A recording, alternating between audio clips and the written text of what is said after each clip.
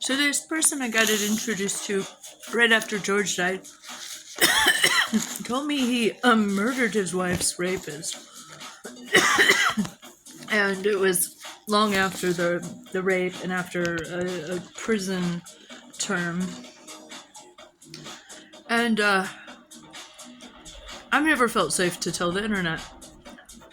His name is Brandon Baker. Works for Sorensen. He's a very smart computer guy. And it's freaked me out because I feel fearful about what it might entail. I don't understand how one can just do that and or say that and then inflict it on sort of like random strangers with stress. I mean, I'm a rape victim, so I understand the sentiment. One time he got really drunk and I really dug deep, and he seemed to say that the rapist, after getting out of prison, was acting like a stalker. And so there was some imminent fear. And he said that this rapist choked her almost to death, like took the life out of her. Rape sucks. I knew I wouldn't keep it secret, even though I was asked to. Because it's too weird, and I think reality is too weird sometimes. Some people think he's lying. I think that might be convenient for him. At any rate, unsolved murders are like a hugely interesting subject. Evidently, people get away with it all the time. It kind of freaks me out because I had to confront my own fears that I was living in fear of the implicit secrecy and how angry he might be if I broke that secrecy. His opinion is generally that law enforcement would sympathize with him even though they couldn't say it. And he's military trained and was a Desert Storm sniper or whatever. Rode suicide missions on the top of the tank with the mission nobody else wanted to. I asked him one night when he was drunk, I was like, do you have a number? Meaning like a number of people you killed in military combat? And he said, oh yes, I have a number.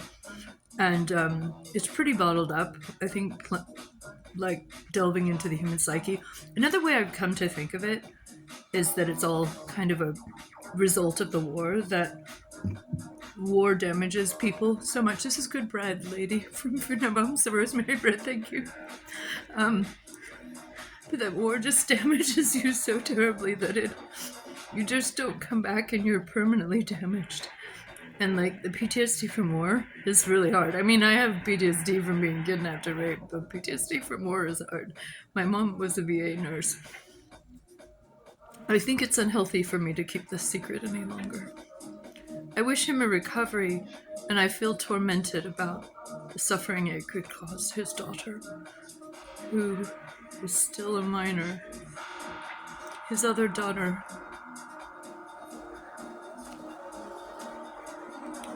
knows and has her own views on it.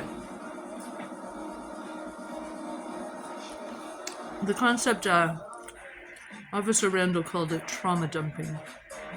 And I thought because Officer Randall's a Desert Storm vet, he would understand my dilemma of how long and hard do I bottle this up. In some ways, I think revolutionary actors want to provoke a conversation about does anybody take rape seriously.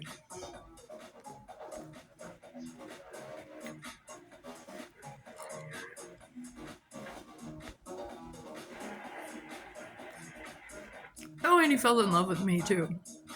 So there's that.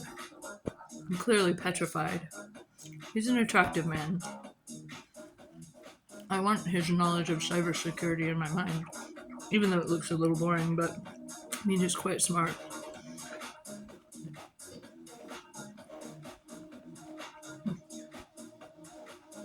What I've wrestled with is how much am I an accessory? How much am I keeping a secret? How much am I being used as a facade to whitewash things? Or how much do we forgive? What if I were, I don't know. It's just literally boggles my mind. I can't wrap my head around it, which is why I'm asking for help from you guys on the internet. I love this GJ from Calgary who's so good. I guess the moral of the story is maybe don't rape and also don't murder. People who know about the inherent flaws of the justice system. Do any of us really?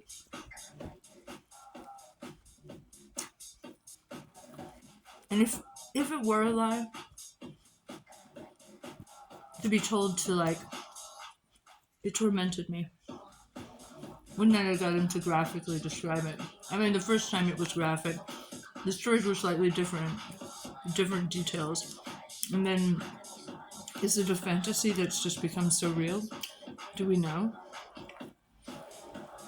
Is anyone else in danger? Well, a year ago, the chick he had like a little fling with started dating someone else, so he threatened to kill that person and himself. So yeah, that was a pretty recent threat. Made sure to have him agree that he won't threaten any of my friends or threaten me. But you know, I have to do what's right for my safety. He was very kind to me after Cisco attacked me last year. We were friends.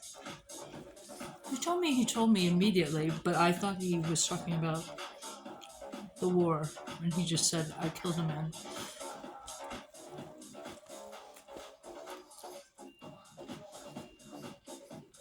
Now, drunk driving, that's another matter. I hope he will stop doing that.